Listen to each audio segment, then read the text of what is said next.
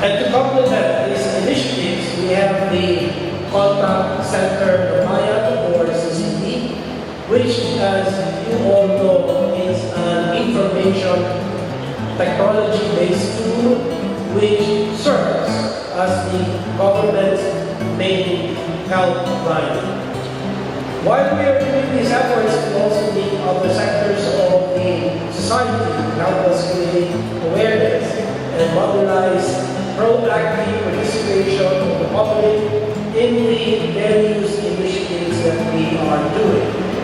And we can say that our initiatives are effective only when we get the full involvement of the public that we all serve. And our partnership with Bantay PhD is a promising effort, as it will help us educate the public on ARTA and the Commission's ARTA-related projects through easily understandable information materials disseminated through the website www.bantay.ph.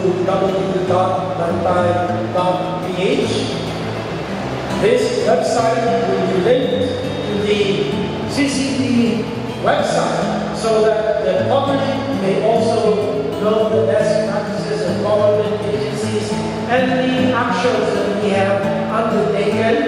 or rather the actions undertaken by them